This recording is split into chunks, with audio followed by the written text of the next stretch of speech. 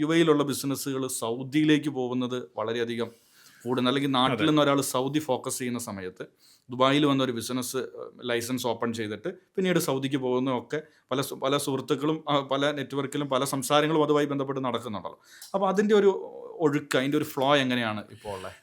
രണ്ട് തരത്തിലാണ്. ഒന്ന് സൗദി മാറി, അല്ലെങ്കിൽ സൗദി മാറിക്കഴിഞ്ഞു, മാറിക്കൊണ്ടിരിക്കുന്നു, അങ്ങനെ പറയാം.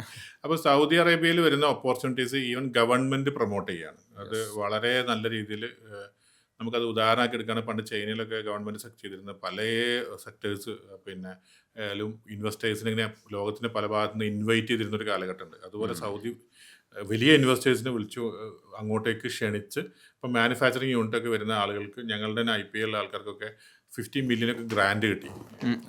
സൗദിയുടെ ഗ്രാൻഡ് കൊടുക്കുകയാണ്. അത് അവർ അവിടെ നിന്ന് തന്നെ ഡെലിഗേഷൻ UAE-യിലേക്കൊക്കെ വന്നിട്ട് ഇവരെ മീറ്റ് ചെയ്തിട്ട് നിങ്ങൾ അങ്ങോട്ട് വരണം എന്ന് പറയുന്ന ഒരു സാധ്യത, അത്രയും സാധ്യതയാണ് വരുന്നത്. പിന്നെ ഒന്ന് അവിടെ ആദ്യം സാജിയാന്നായിരുന്നു, Saudi Arabia general investment authority. ഇപ്പം MISA, ministry of investment Saudi Arabia എന്നുള്ള രീതിയിൽ 100% ഫോറിൻ ഇൻവെസ്റ്റേഴ്സിന് ഓണർഷിപ്പ് കൊടുക്കുന്ന സംവിധാനമായി. ഡയറക്റ്റ് ഇൻഡിവിജ്വലി അല്ല അത് ഇൻവെസ്റ്റ് ചെയ്യാൻ പറ്റുക. നമ്മളൊരു കമ്പനിയായിട്ട് വിദേശത്തുള്ള കമ്പനി ഒരു വർഷം കഴിഞ്ഞാൽ ചെയ്യാൻ പറ്റും. അതിപ്പോൾ ഈ അടുത്ത കാലത്ത് അതിനും മാറ്റം വരുന്നു എന്ന് പറയുന്നു. അപ്പോൾ സൗദി ഒരു വലിയ രാജ്യമാണ്, വലിയ പിന്നെ ഓപ്പർച്യൂണിറ്റീസ് ആണ്. അപ്പോൾ പ്രത്യേകിച്ച് ഈ മിഡിൽ ഈസ്റ്റിൽ മറ്റു രാജ്യങ്ങളിൽ എക്സ്പീരിയൻസ് ഉള്ളവർക്ക് കുറച്ചുകൂടി എളുപ്പമാണ് അങ്ങോട്ടേക്കുള്ള എക്സ്പാൻഷൻ. കാരണം അവർക്ക് അറബി ഭാഷയും അറബി കൾച്ചറും അറബികളോട്ടുള്ള എല്ലാം പഠിച്ചിട്ടുള്ള ആളുകളാണ്. പിന്നെ ഓരോ പിന്നെ വ്യക്തിക്കും അവരുടെ ബിസിനസ്സിൽ ഇവിടുത്തെ എക്സ്പെർട്ടൈസ് ഉണ്ടാവും. ആ എക്സ്പെർട്ടൈസ് സൗദിയിൽ പോയി യൂസ് ചെയ്യാനായിട്ടുള്ള സാധ്യതകളുണ്ട്.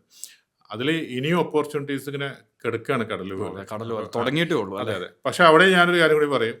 ഈ ഓപ്പർച്യൂണിറ്റീസ് ഒക്കെ എല്ലാ രാജ്യത്തുള്ള പോലെ തന്നെ ദുബായിൽ അതിനേക്കാളും കൂടുതലുണ്ട്, അല്ലെങ്കിൽ അതിനോടൊപ്പം ഇവിടെയുണ്ട് സാധ്യതകൾ. ഒരിക്കലും ദുബായിന്റെ സാധ്യതകൾ വർദ്ധിച്ചുകൊണ്ടേയിരിക്കുന്നുള്ളൂ. കാരണം സൗദി ഇങ്ങനെ വളർന്നു, അതിന് അവിടൊപ്പം പണ്ടേ വളർന്നു നിൽക്കുന്ന UAE വളർന്നുകൊണ്ടേയിരിക്കുകയാണ്.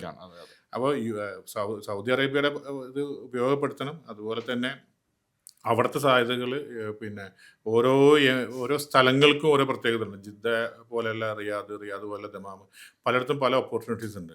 അങ്ങോട്ടേക്കുള്ള എക്സ്പാൻഷൻസ് നോക്കുന്ന സമയത്ത് നമ്മൾ അതിൻ്റെയും ഗൈഡൻസ് കൊടുക്കുന്നുണ്ട് ഇവിടെ. പ്രത്യേകിച്ച് ലീഗൽ സൈഡുമായി ബന്ധപ്പെട്ട് ഗൈഡൻസും അതിനുള്ള എല്ലാ കാര്യങ്ങളും കൊടുക്കുന്നുണ്ട്. അതിൻ്റെ ഒരു ക്രമാതീതമായ ഒരു വർധനവ് അതിൻ്റെ എൻക്വയറിയിലും അതിൽ കാര്യങ്ങളൊക്കെ പിന്നെ വലിയ രീതിയിൽ വരുന്നുണ്ട്. ഇവിടുന്ന് ഒരു ഫ്ലൈറ്റിൽ നിങ്ങൾ റിയാദിലേക്ക് യാത്ര ചെയ്താൽ മനസ്സിലാവും, അത്രയും ഫ്ലൈറ്റ് ഫുള്ളാണ്.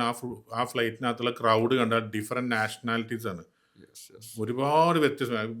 ആ യാത്രകൾ മാറിക്കഴിഞ്ഞു, അത് ആളുകൾ മാറിക്കഴിഞ്ഞു, അവിടേക്കുള്ള ഒഴുക്ക് മാറിക്കഴിഞ്ഞു. അവിടെ ഹോട്ടൽസുകൾ വരുന്നു, പിന്നെ ടൂറിസം പ്രൊജക്റ്റുകൾ വരുന്നു, വലിയ വലിയ പ്രൊജക്റ്റുകൾ. അത് സൗദി ഭയങ്കരമായിട്ടുള്ളൊരു മാറ്റമാണ് അവിടെ വരുന്നത്.